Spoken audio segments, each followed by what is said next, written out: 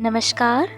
तो कल की कहानी में हमने यह जाना था कि दाल में घी ना डालने की वजह से लाल बिहारी आनंदी के मायके को बुरा भला कहने लगता है, जिससे दोनों के बीच बहुत झगड़ा होता है।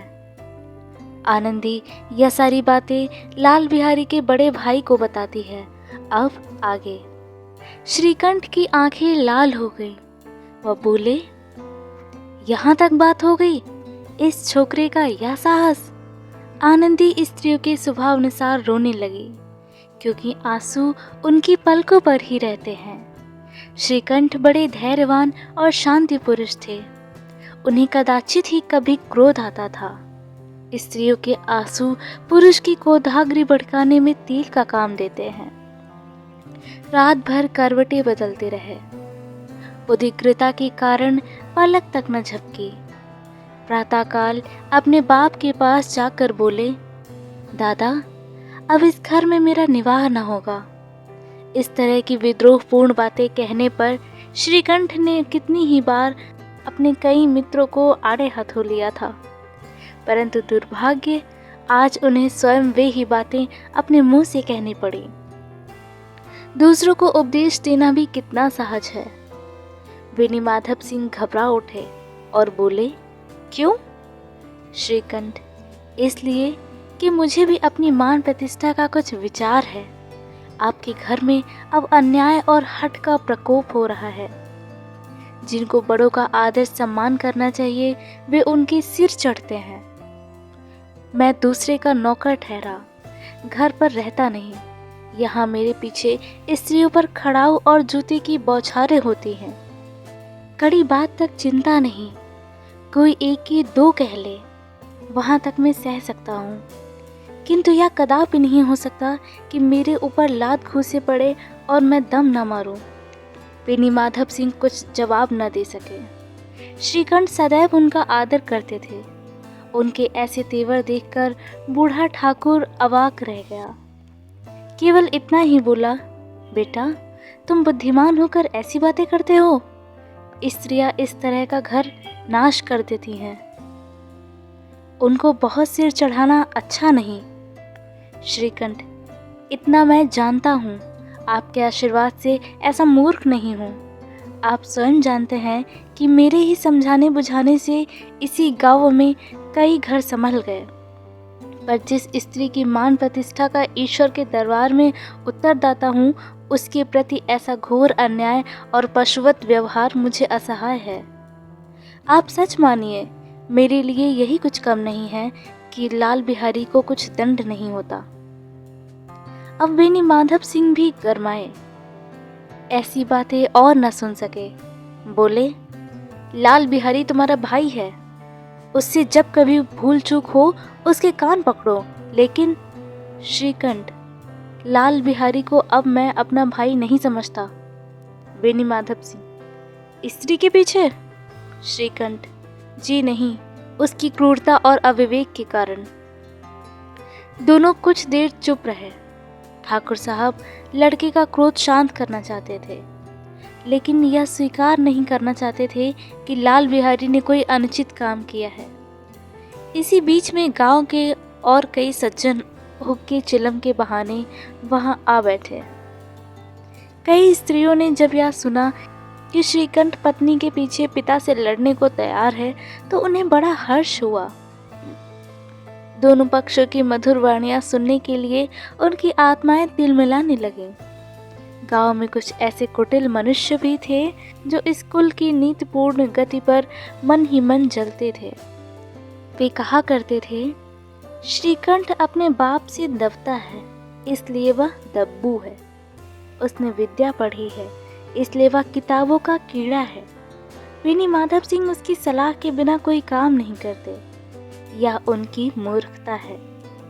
इन महानुभावों की शुभकामनाएं आज पूरी होती दिखाई दी। कोई हुक्का पीने के बहाने और कोई लगान की रसीद दिखाने आकर बैठ गया। बेनी माधव सिंह पुराने आदमी थे। इन भावों को ताड़ लिया। उन्होंने निश्चय किया, चाहे कुछ भी क्यों न हो, इन द्रोहियों को ताली बजाने का अवसर न दूंगा। तुरंत कोमल शब्दों में बोले, बेटा, मैं तुमसे बाहर नहीं हूँ, तुम्हारा जो जी चाहे करो, अब तो लड़के से अपराध हो गया। इलाहाबाद का अनुभव रहित झल्लाया हुआ ग्रेजुएट इस बात को न समझ सका। उसे डिबेटिंग क्लब में अपनी बात पर अड़ने की आदत थी। इन हथकंडों की उसे क्या खबर। बाप ने जिस मतलब से बात पलटी थी वह उसकी समझ में न आया। बोला, लाल बिहारी के साथ अब मैं इस घर में नहीं रह सकता। बेनी माधव, बेटा, बुद्धिमान लोग मूर्खों की बात पर ध्यान नहीं देते। वह बेसमझ लड़का है, उससे जो कुछ भूल हुई है उसे तुम बड़े होकर क्षमा करो। श्रीकंठ, उसकी इस दुष्टता को मैं कदापि नहीं सह सकता। या तो वह घर में रहेगा या तो मैं। आपको यदि वह अधिक प्यारा है तो मुझे विदा कीजिए, मैं अपना भार खुद संभाल लूँगा। यदि मुझे रखना चाहते हैं तो उससे कहिए जहाँ चाहे चला जाए, या मेरा बस अंतिम निश्चय है। लाल बिहारी सिंह दरवाजे की चौखट पर चुपचाप खड़ा बड़े भाई की बातें सुन रहा था। वह उनका बहुत आदर करता था। उसे कभी इतना साहस न हुआ था कि श्रीकंठ के सामने चारपाई पर बैठ जाए, हुक्का पी ले या पान खा ले। बाप का भी वह इतना मान न करता था। श्रीकंठ का भी उस पर हार्दिक स्नेह था। अपने होश में उन्होंने कभी उसे घुटका तक न था। जब वह इलाहाबाद से आते थे तो उसके लिए कोई न कोई वस्तु अवश्य लाते। मुकद्दर की जोड़ी उन्होंने ही बनवा दी थी। पिछले साल जब उसने अपने जोड़े जवान को नाग पंचमी के दिन दंगल में पछाड़ दिया तो उन्होंने पुलकित होकर अखाड़े में ही जाकर उसे गले लगा लिया था। 5 रुपए भी लुटाए थे। ऐसे भाई के मुंह से आज ऐसी हृदय विदारक बात सुनकर लाल बिहारी को बड़ी ग्लानि हुई। वह फूट फूट कर रोने लगे। इसमें संदेह नहीं कि अपने किए पर पछता रहा था। भाई के आने से एक दिन पहले से उसकी छाती धड़कती थी कि देखो भैया क्या कहते हैं, मैं उनके सम्मुख कैसे जाऊंगा, उनसे कैसे बोलूंगा, मेरी आंखें उनके सामने कैसे उठेंगी। उसने समझा था कि भैया मुझे बुलाकर समझा देंगे। इस आशा के विपरीत आज उसने उन्हें निर्दयता की मूर्ति बने हुए पाया। वह मूर्ख था, परंतु उसका मन कहता था कि भैया मेरे साथ अन्याय कर रहे हैं। यदि श्रीकंठ उसे अकेले में बुलाकर 2-4 बातें कह देते, इतना ही नहीं 2-4 तमाचे भी लगा देते तो कदाचित उसे इतना दुख न होता। पर भाई का यह कहना कि अब मैं इसकी सूरत नहीं देखना चाहता, लाल बिहारी से सहा न गया। वह रोता हुआ घर आया। कोठरी में जाकर कपड़े पहने, आंखें पोंछी, जिसमें कोई यह न समझे कि रोता था। तब आनंदी के द्वार पर आकर बोला, भाभी, भैया ने निश्चय किया है कि वह मेरे साथ इस घर में नहीं रहेंगे। अब मेरा वह मुंह नहीं देखना चाहते, इसलिए अब मैं जाता हूँ। उन्हें फिर मुंह न दिखाऊंगा। मुझसे जो कुछ अपराध हुआ उसे क्षमा करना। यह कहते कहते लाल बिहारी का गला भर गया। जिस समय लाल बिहारी सिंह सिर झुकाए आनंदी के द्वार पर खड़ा था, उसी समय श्रीकंठ सिंह भी आंखें लाल किए बाहर से आए। भाई को खड़ा देखा तो घृणा से आंखें फेर ली और कतरा कर निकल गए, मानो उसकी परछाई से दूर भागते हों। आनंदी ने लाल बिहारी की शिकायत तो की थी, लेकिन अब मन में पछता रही थी कि वह स्वभाव से ही दयावती थी। उसे इसका तनिक भी ध्यान न था कि बात इतनी बढ़ जाएगी।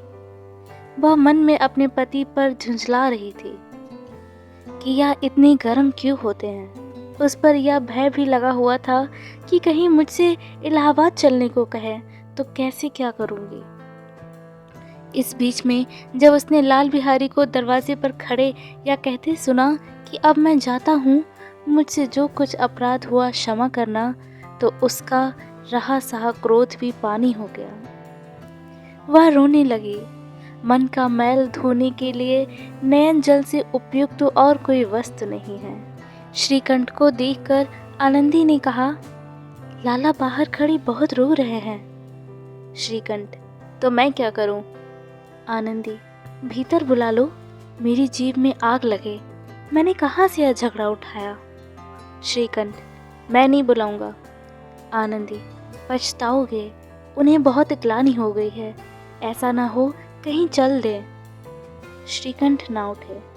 इतने में लाल बिहारी ने फिर कहा, भाभी, भैया से मेरा प्रणाम कह दो, वह मेरा मुंह नहीं देखना चाहते, इसलिए मैं भी अपना मुंह उन्हें न दिखाऊंगा। लाल बिहारी इतना कहकर लौट पड़ा और शीघ्रता से दरवाजे की ओर बढ़ा।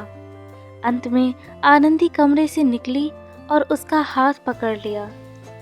लाल बिहारी ने पीछे फिर कर देखा और आंखों में आंसू भरे बोला, मुझे जाने दो। आनंदी, कहाँ जाते हो? लाल बिहारी, जहाँ मेरा कोई मुंह ना देखे। आनंदी, मैं न जाने दूंगी। लाल बिहारी, मैं तुम लोगों के साथ रहने योग्य नहीं हूँ। आनंदी, तुम्हें मेरी सौगंध, अब एक पग भी आगे न बढ़ाना। लाल बिहारी, जब तक मुझे यह मालूम ना हो जाए कि भैया का मन मेरी तरफ से साफ हो गया है, तब तक मैं इस घर में कदापि न रहूँगा। आनंदी, मैं ईश्वर को साक्षी देकर कहती हूँ कि तुम्हारी ओर से मेरे मन में तनिक भी मैल नहीं है। अब श्रीकंठ का हृदय भी पिघला। उन्होंने बाहर आकर लाल बिहारी को गले लगा लिया। दोनों भाई खूब फूट फूट कर रोए। लाल बिहारी ने सिसकते हुए कहा, भैया, अब कभी मत कहना कि तुम्हारा मुंह न देखूंगा। इसके सिवा अब जो दंड देंगे मैं सहर्ष स्वीकार करूंगा। श्रीकंठ ने कांपते हुए स्वर में कहा, लल्लू, इन बातों को बिल्कुल भूल जाओ। ईश्वर चाहेगा तो फिर ऐसा अवसर न आएगा। बेनी माधव सिंह बाहर से आ रहे थे।